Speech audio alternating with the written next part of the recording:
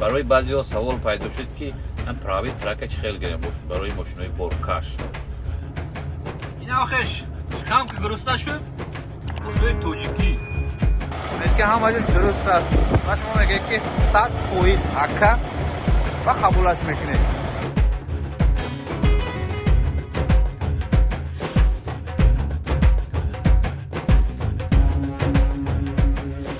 سلام دوستای عزیز برادران گرامی. یک چند روز پیش ما درباره ترک ویدیو کرده بودیم. برای بعضی‌ها سوال پیدا شد که من پراوی ترک چه خیلی گرم برای ماشین‌های بارکش. خب چه خیلی که در تاجیکستان پراوی میگیریم این همین گونه است. یکم نظریه است، تست است، دویم عملاً های کردن ماشین یاد میگیریم. در امریکا هم همین گونه است. بعداً باز یک چیز دیگه گویم که پراواهای تاجیکستان در امریکا نه در همه شتات قبول کرده می شود. یعنی بعضی شتات ها قانونهای خودش دارند. اگر 3 سال تجربه زیاد رانندگی داشته باشید قبول میکنند.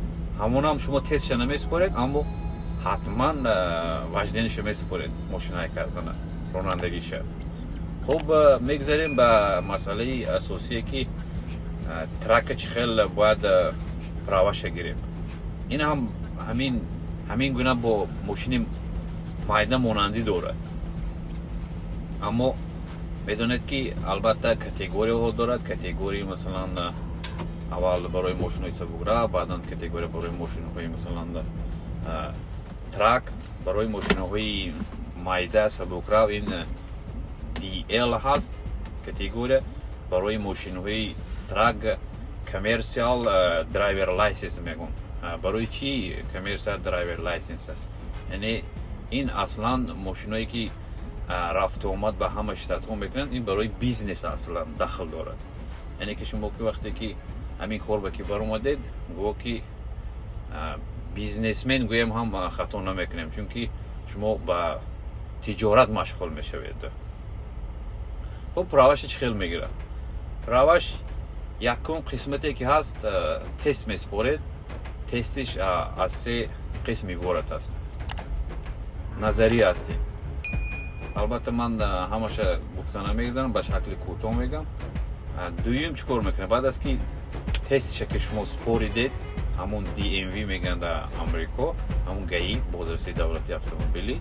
خب دوستای گرامی بعد از که پرمیت گرفتید برای شما همون کاغذ 6 ماه مهلت میده. یعنی که در همین مهلت 6 ماه شما باید حتما قسم دوم آغاز کنید. یعنی برای تجربه آموزی های کردنی ماشین‌های بارکش ترک. شما مخصوص مکتب ها هست به مکتب میروید. یعنی مکتب های برای شما یاد میده. بعد از که مکتب رفتید اینجا مکتب ها زیاد هستند. مکتب های روسا هستند، مکتب های مثلا خودی ازبک ها هستند، مکتب های تاجیک ها هستند که برای شما یاد میتین که همین ماشین های کردن یاد گیرید. بعدا به امتحان روید، امتحانشو سپارید. این چه خیلی میشود؟ شما که مکتب رفته حتما بی پول نیست. این دوری که ما سپاریده بودیم 2300 بود. حالی حاضر $3000 است. یعنی در همه $3000 اول شما گفت که $1000 میسپارید. برای شما همون کتابش میتین شما خواندن شروع میکنید. بعد از که یک قسمی پول دادید برای شما کتابچه در دستم میتین. همون کتابچه که در شما دادن یکم کاری که میکنه شما نظرا باز قسم‌های ترک شما از خود میکنید. قسم‌های ترکی که از خود کردید برای معلم گفتید باز دیگر عملا سر می شود. یعنی عملا چی است؟ شما با رول میتینن، شما ماشین میشینه پیش و قفو کردن سر میکنه. یعنی که در همین لینه همین رخت پیش و قفو بعدا параллельный парковка. بعد параллельный парковка 90 градуса. 90 градусе бояд ёд гирифт. ҳамаша ки ёд гирифтед, муаллим дид ки ҳамаш 100% мегуд, барои шумо имтиҳон мемонад. барои шумо имтиҳон дар ҳамон бозрасии давлати автомобили ГАИ DMV амрико рӯзша муайян мекунад. шумо меравед, ҳамон соати чане гуфта бошад, назаран дар гирди трак мегардед, ҳамаша қисмоша мегӯед. баъдан анами се қисме ки гуфтам, се қисме иҷро мекунад. як чиз дига бояд гӯям ки шумо вақте ки ин қисмҳоро споридед, қисми охирон мемонад. ин қисми охиронаш кӯча баромадан. дар кӯча мебаред, 45 дақиқа мошина ҳай мекунед трака. баъд аз ки муаллиме ки шумо имтиҳон мегирад, дид ки шумо воқеан аз ӯҳдаи ҳамин кор мебаред, баъд аз ки ҳай кардед омадед, барои шумо як печатака мезанад. печатаке ки зад, шумо бояд мегиред, мефуред, 2 ҳафта интизор мешавед.